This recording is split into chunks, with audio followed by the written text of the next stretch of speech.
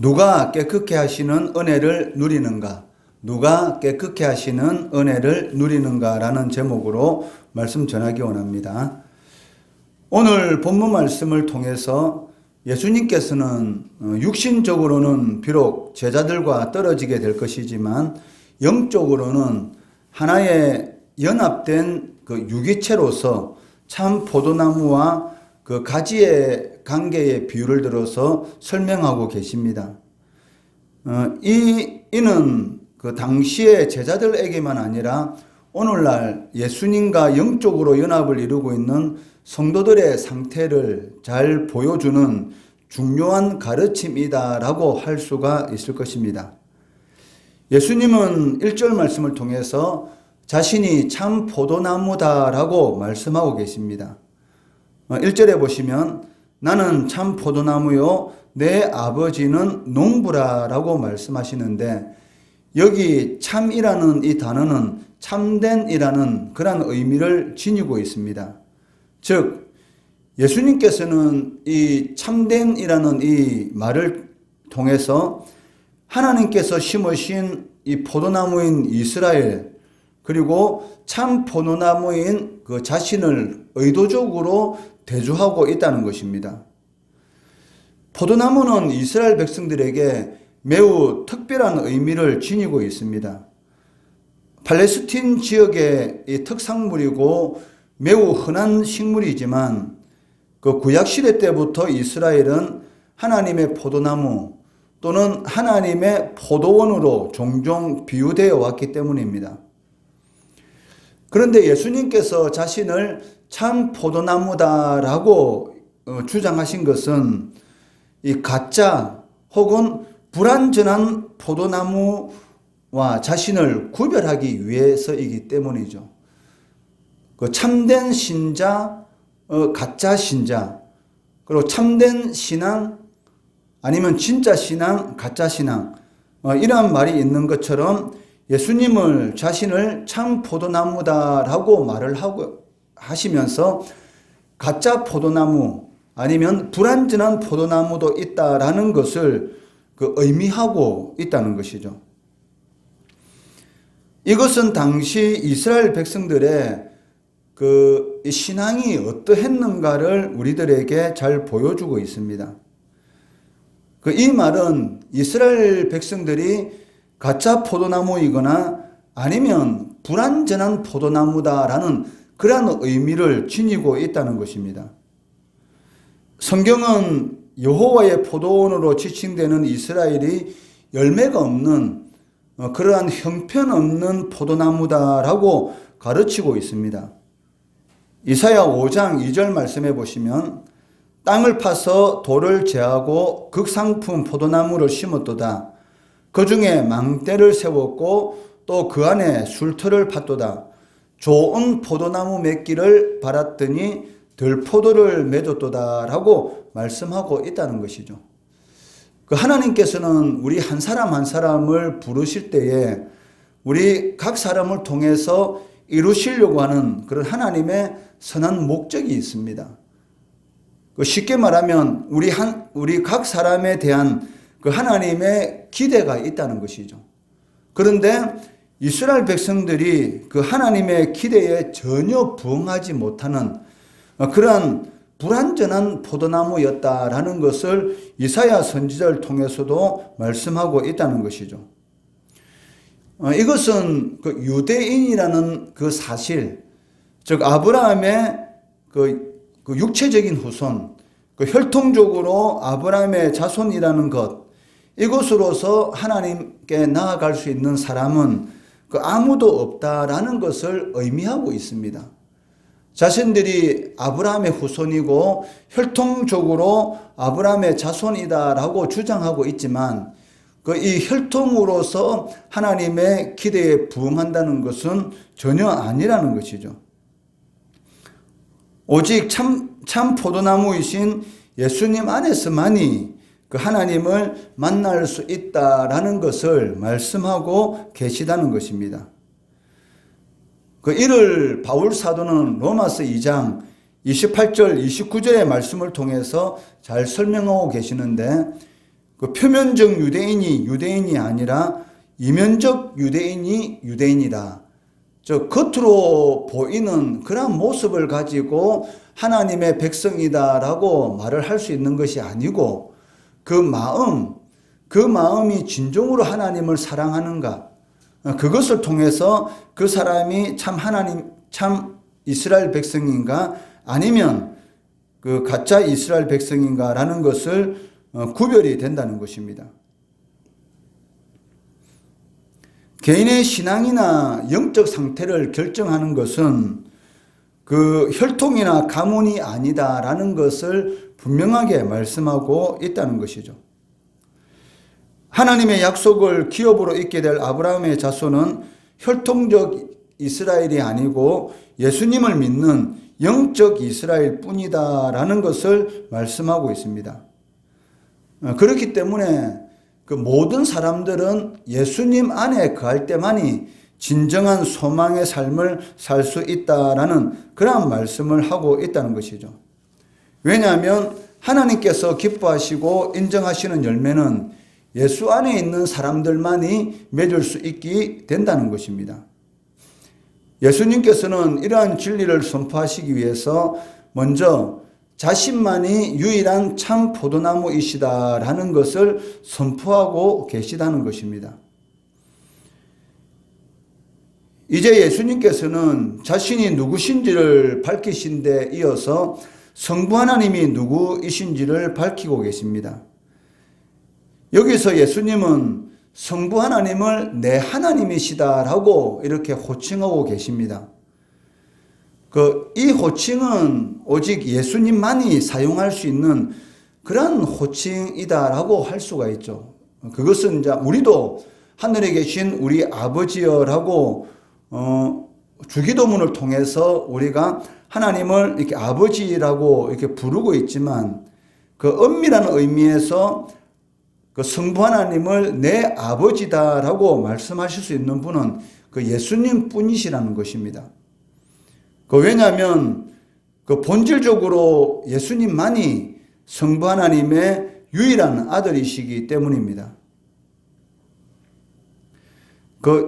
이 호칭은 그 예수님께서 성부 하나님과 동일한 그러한 하나님이심을 선언하는 그러한 고백이다라고 할 수가 있다는 것이죠. 예수님은 하나님을 그 농부로 비하하고 계십니다. 여기서 농부라는 단어는 그 기본적으로 땅을 경작하는 사람이다라는 그런 의미를 가지고 있는데 그 신약 성경에서는 그 농부라는 그런 의미도 있지만 그 포도원 지기, 즉 포도원을 관리하는 사람, 농부는 땅을 경작하는 사람이고 소유자인 그런 의미인 동시에 또 땅을 관리하는 그런 포도원의 그런 의미를 가지고 있다는 것입니다. 하나님은 참 포도나무이신 예수님과 그 연합한 가지, 즉 참된 성도들을 더 나은 그 축복으로 인도하시는 분이신 동시에 예수님을 거부하는 사람들은 가차없이 심판하시는 분이시다라는 그런 의미를 지니고 있다는 것이죠. 예수님께서 하나님을 그 농부라라고 말을 하는 것은 그 열매를 맺는 가지들은 더 잘 열매를 맺도록 손질하시고 관리하시고 어떻게 하든지 많은 열매를 맺도록 인도하시지만 그 열매를 맺지 않는 그러한 가지들은 그 열매 맺는 가지를 위해서 가차없이 제거하시는 세밀히 관리하시는 그러한 분이심을 이 농부라는 이 단어를 통해서 말씀하고 계십니다. 이제 예수님께서는 자신과 성부 하나님에 대한 말씀에 이어서 예수님과 연합해야 할 사람들에게로 관심을 돌리시고 계십니다. 2절에 보시면 무릇 내게 붙어 있어 열매를 맺지 아니하는 가지는 아버지께서 그것을 제거해 버리시고 무릇 열매를 맺는 가지는 더 열매를 맺게 하려 하여 그것을 깨끗하게 하시느니라 라고 말씀하고 계십니다. 여기 그것을 제거해 버리신다라는 이 말의 의미는 계속해서 제거해 나가신다라는 그런 의미를 지니고 있다는 것이죠. 그러니까 이 말은 두 가지 의미가 있습니다. 그러니까 열매를 맺는 가지는 더 많은 열매를 맺도록 하기 위해서 쓸모없는 그 좋은 가지를 더욱더 잘 관리하고 또 열매를 맺는데 불필요한 모든 것들을 이렇게 제거한다라는 그런 의미가 있고 또 다른 의미는 열매를 맺지 못하는 가지는 잘라 버린다라는 그런 의미도 지니고 있다는 것입니다. 여기에서 가시를 맺지 아니하는 가지에는 두 부류의 사람들을 의미합니다. 첫째는 유대인들이라고 이렇게 볼 수가 있다는 것이죠. 사실 유대인들은 구약 시대에 구속사의 주역으로서 하나님께서 부르신 그러한 하나님의 포도나무였습니다. 그리고 유대인들은 하나님께서 자신들에게 분명히 메시아를 보내주실 것이다 라는 것을 믿어 의심하지 않았다는 것이죠. 그러나 불행하게도 그들 가운데 오신 예수님을 거부함으로 인해서 열매를 내지 못하는 그러한 무익한 가지처럼 되어버리고 말았다라고 말씀하고 있습니다. 그래서 바울 사도는 로마서 11장 21절 말씀에서 하나님이 원가지들도 아끼지 아니하였은즉 이라는 이 말을 사용하고 있다는 것이죠. 그러니까 원가지들도 아끼지 아니하였은즉 이방인인 너희야 이 원가지들과 비교할 수 있겠느냐라는 그런 의미를 가지고 있다는 것입니다. 둘째는 이 행함이 없는 이 성도라는 그런 의미를 지니고 있습니다. 스스로는 예수 안에 있다고 자부하고 있습니다. 그리고 자신의 믿음이 좋다고 자랑하고 있지만 행함이 없는 그런 믿음은 실질적으로는 죽은 믿음, 즉 믿음이 없는 자들이다라고 이렇게 말씀하고 있다는 것이죠. 왜냐하면 믿음은 행함을 통해서만이 증거되기 때문이라는 것입니다. 말만 하고 도무지 행치 않는 유대인 지도자들에 대해서 예수님께서는 이 마귀의 자식이다. 그리고 지옥 판결을 피하지 못할 것이다 라고 경고하셨던 것처럼 말만 하고 행치 아니하는 그리스도인들 또한 하나님의 약속에서 제외될 수 있다는 것이죠. 그러나 이와 반대로 열매를 맺는 가지는 더 많은 열매를 맺게 하시기 위해서 하나님께서 어떤 조치를 취하신다라고 말씀하고 있습니다. 이것을 깨끗게 하신다라고 하시는데 이는 포도원 지기가 실한 가지들을 잘 손질하여 주는 것처럼 하나님께서도 열매를 맺는 성도들에게 특별한 관심을 나타내신다라는 것을 의미하고 있습니다.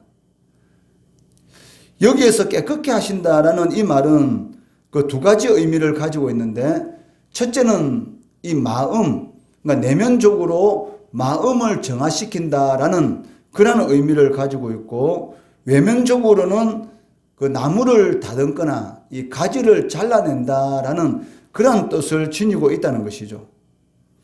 그러니까 이 깨끗게 한다라는 이 말을 통해서 우리가 생각해 볼 수 있는 것은 이 깨끗게 하는 이 과정이 하나님의 이 축복의 과정이 될 수도 있지만 반대로 신실한 자들, 즉 하나님께 충성된 자들에게 고난이 닥치는 그런 경우도 될 수가 있다는 것이죠.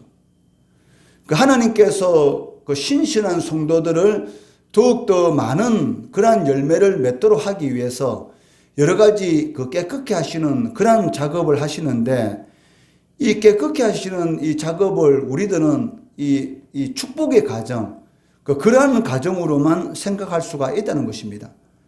즉 하나님 앞에 신실하고 충성되면 복을 받고 하나님의 말씀을 떠난 삶을 살아가게 되면 저주를 받는다 라는 이러한 이원론적인 그러한 신앙을 가질 수가 있는데 실질적으로 깨끗게 한다라는 이 단어는 그런 의미만 가지고 있는 것이 아니라는 것이죠.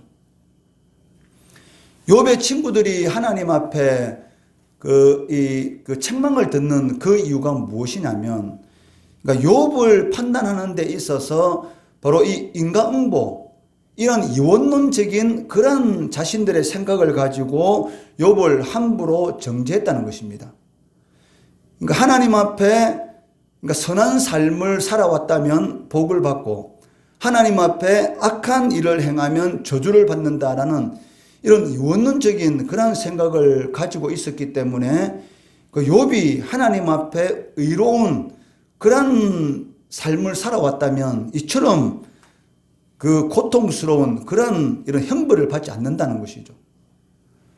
그러니까 욥이 분명히 하나님 앞에 숨겨놓은 어떤 죄가 있기 때문에 이런 고통을 당하는 것이지, 이런 숨겨놓은 죄가 없이 악을 행하지 않았다면 이런 고통을 받지 않을 것이다 라는 이러한 생각이 우리들에게도 있다는 것입니다. 그렇지만 하나님께서 그 신실한 성도들이 더 많은 그러한 열매를 맺도록 하기 위해서 이런 복된 가정만이 아니라 그러니까 어려운 즉 고난의 가정을 통해서도 그 마음을 더욱 깨끗하게 정화시키고 더 많은 열매를 맺도록 할 수가 있다는 것이죠. 좋지 않은 그 가지가 있는데 그 가지를 그냥 가만히 놓아두게 되면은 더 많은 열매를 맺을 수가 없습니다.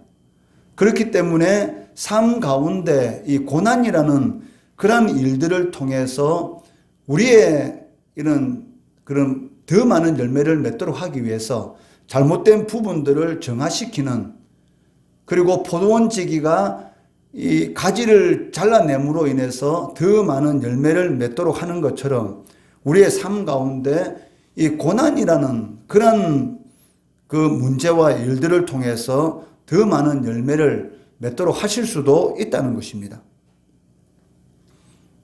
그리고 이것을 받아들이는 것이 믿음입니다.